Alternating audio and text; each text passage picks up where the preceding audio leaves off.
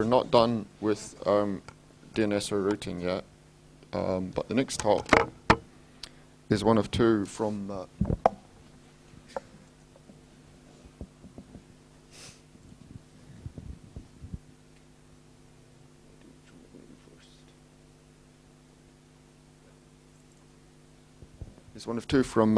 Krosnov, who's submitted them in the good style of lightning talks just before the meeting, which is great. Nice to get topical stuff. So he's going to talk about a comparison of broadband in Bulgaria versus the UK, and then there's some more DNS stuff as well. Okay. All right. Hi, everyone. I'm Bojan. A bit of a history about me. I used to build service providers from scratch for various property developers, venture capitalists, people like that. And because I've lived in a lot of different places in Bulgaria, in Iceland, in Ireland, and in the UK, I've seen basically different perspectives of different ways of doing broadband in these places, and this is what I want to talk to you about now. So, why quality of broadband matters? There are a lot of studies about this, not my area totally, but people basically say, there are two aspects of this: quality and penetration. Quality improves ICT diffusion, not the serves for the knowledge economy, etc., etc., etc. Right? This is a recent study that was done. It shows one measure of the quality, and in this particular study, the UK is right in the middle of the chart, and Bulgaria is somewhere right at the top, near Sweden and Korea and Japan. And it's a very interesting one. The way they measure it is they take download speed, upload speed, latency that they measure from a website called speedtest.net, and they do a weighted average of these, and that's the score. All right. There is a slight difference, even though broadband is supposedly so much better quality in Bulgaria. There is a slight difference in the financial capabilities of people living in these countries. In terms of nominal GDP, we're talking about 7 times. Okay. In terms of purchasing power, 3 to 4 times difference. Right. So people don't have that much disposable income in these countries. And this is the underlying cause for the difference in quality in my mind. This is what I believe, right? The numbers are from Eurostat. Eurostat publishes a statistics of broadband all across Europe every year. And these numbers show that basically in the UK, broadband is dominated by DSL. And in Bulgaria, broadband is dominated by what Eurostat terms other technologies. So basically, their classification isn't really well suited for this. But what they mean by other in Bulgaria really is Ethernet to the home, which is Cat5 coming into your home. Okay. In terms of the Bulgarian statistics, I have a few friends, obviously, who give me some insight of how correct these are. What they're telling me is that about half of these marked cable in Bulgaria are actually Ethernet to the home, because they're cable operators, but they also have Ethernet to the home networks. But the Ethernet to the home networks are actually 20 to 30% higher. Ethernet to the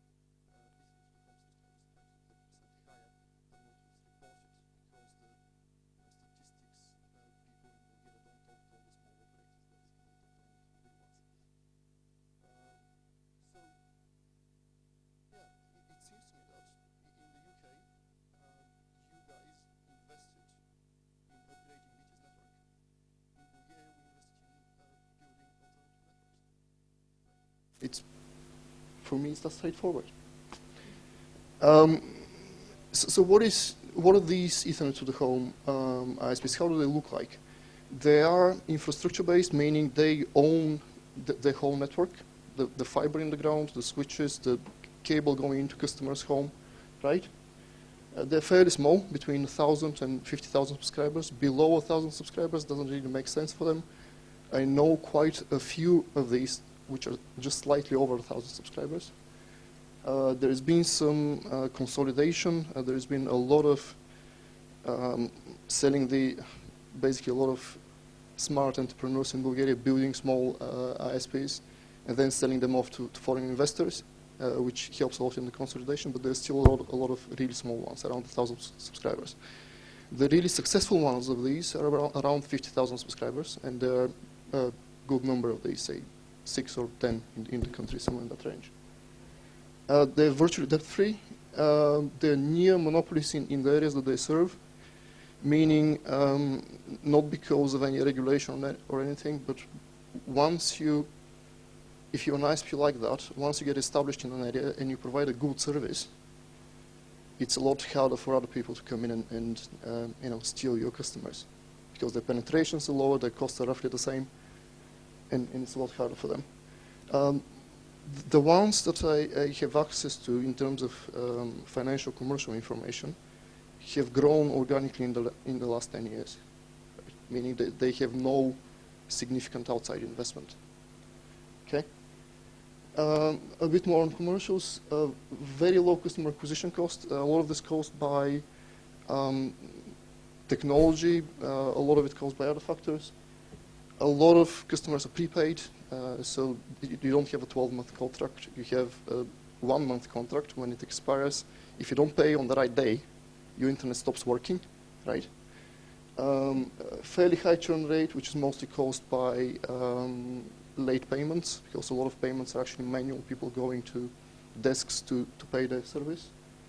And a lot of the OPEX goes into salaries. There is, costs of IP transit or links between different towns or costs like that are very small compared to what these guys pay out as salaries.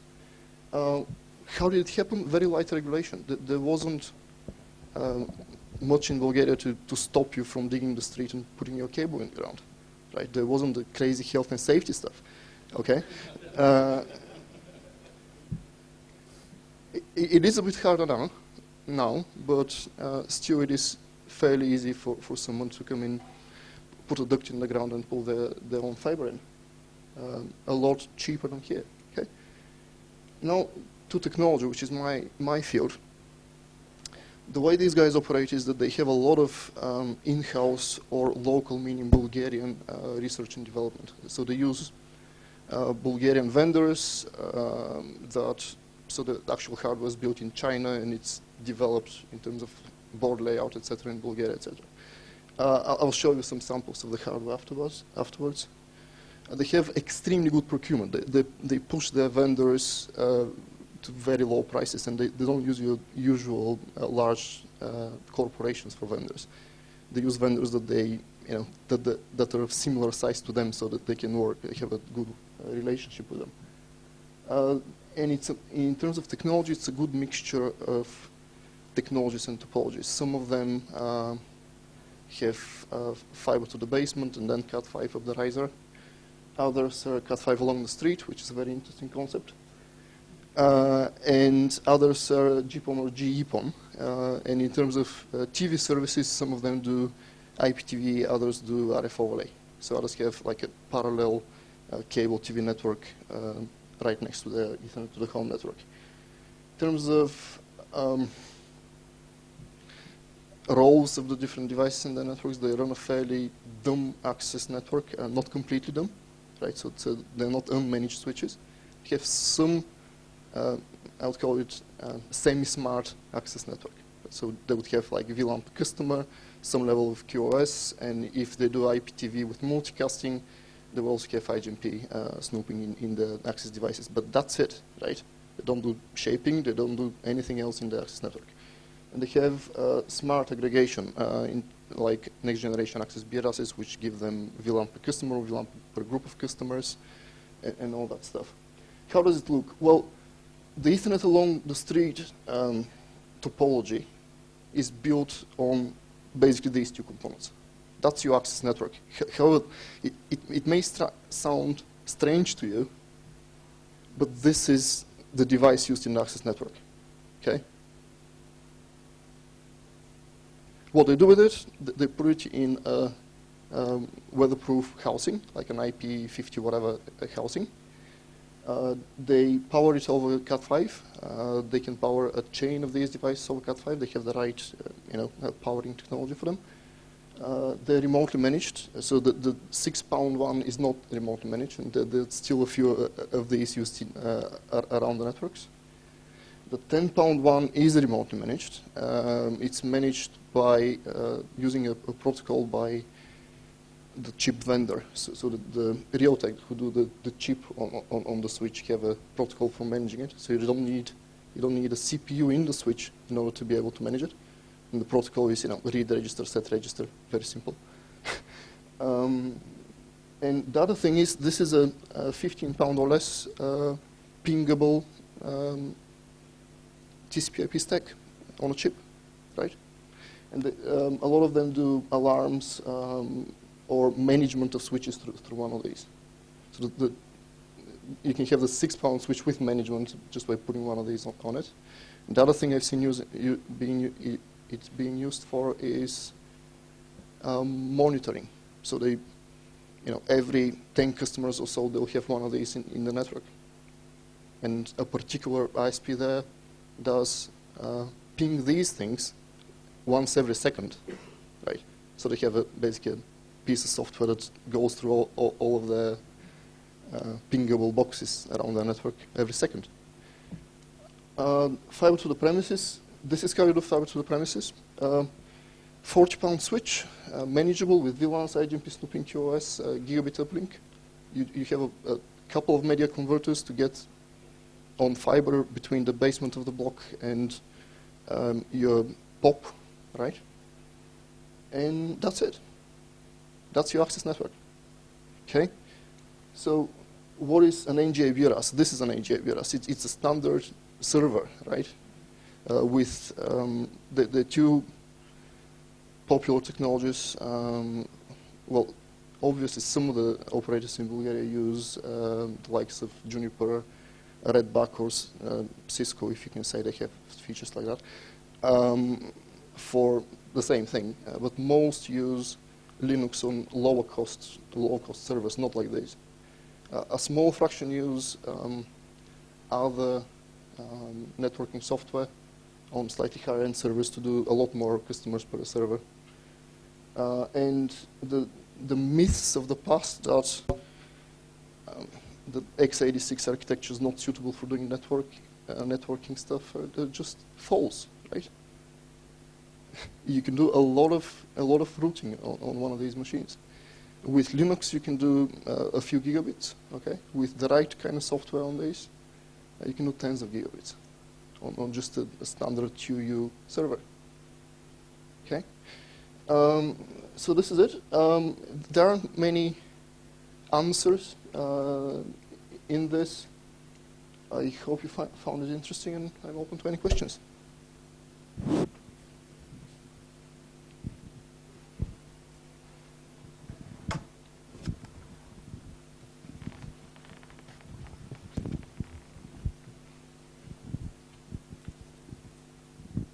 Hi, Nick Hilliard from INEX. Hello?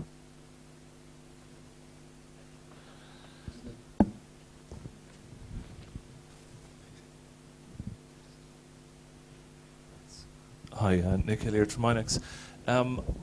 There are rumours which suggest that a lot of the last mile infrastructure in Bulgaria is not completely legal. Are these rumours true? Sort of people doing things like, sort of using telephone poles to sort of string Ethernet from one apartment to the next, sort of all the way down to the street, down the next street, and really right across town. Initially, a lot of these networks started without a permission from anyone, and I guess one aspect of this light regulation that I mentioned is that the regulation wasn't enforced, right? The bigger ones, the ones that are more than a few thousand subscribers now, are completely within the law, right? Because otherwise they would be attackable, and it's a big risk for their business. So Cat5 along the street, I've heard of some of these guys getting rights for using the poles from the electricity company that actually owns them. Electricity distribution and street lighting companies that actually own the poles. For fiber to the premises, it used to be that they did aerial cables between blocks. That's some time ago, like a few years back. Has been basically forbidden, and all cables are on the ground now, and they're all legal. They have a term for that, legalized in Bulgaria, right? But you're right that there's some of these that don't operate under permission from someone, so they could be attackable for that, meaning that someone could decide to go after them and tear their cables down. A very small fraction, I guess, right now. Okay. We have one question off the IRC room, which is, what sort of reliability do you get out of this kind of solution? What sort of reliability? Very high. Very high is the simplest answer. You can get the same levels of reliability as you would from DSLAM. So for example, the Ethernet along the street solution is a bit harder to answer on that, but the fiber to the premises solution is too simple, right? So it's like having a VDSL DSLAM in the basement. It's the same stuff, but a lot cheaper. Okay. The Ethernet along the street thing, because you're chaining a lot of devices one after the other, probably has lower reliability. But the way a lot of these operators, especially the ones that use Cat5 along the street, the way they operate is that they don't trust in their devices, that their devices will be working forever, right? They have an operations procedure to replace devices within very short times, 24/7 obviously. And as an interesting aspect of the operations is that they're capable of scheduling a connection for a customer for next day. Almost like I've not heard of anyone having to wait more than one day to get connected to one of these networks. When they're in the building or on the street already, it's just next day. The cable guys, their feet on the ground are, quite well managed, I guess.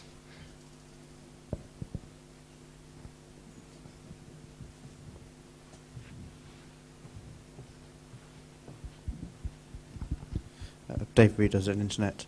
If you've got this sort of free-for-all you've described where lots of people are going out and dragging their own cables along the street and nailing them to fence posts and the like, what's the competition like in that market? Do you typically have a large number of providers down each street, or is it very much there's one company's patch and then there's another company's patch and so on? They overlap a lot, but from what I've seen, and I haven't, to be honest, I haven't investigated competition and in much detail because I'm a technical guy, right? But from what I've seen, there are usually a few of these in the same place. So in the block that I live, there would be 3 possibilities, and one of them would have most of the customers, like 90% of the customers, because they provide a better service at a lower price. The cost of running this is there are costs associated with coverage area, right, and there are the costs associated with having customers. And the guys that are not the leading provider in the area are very much disadvantaged to providing a cheap quality service in the area. So even though there may be multiple parallel infrastructures, I guess in each place only one or maximum 2 of them would be heavily used, right, for a lot of customers. Okay, thank you, Brian. Seems to be quite a lot of interest in that. You ready to move on to your next talk?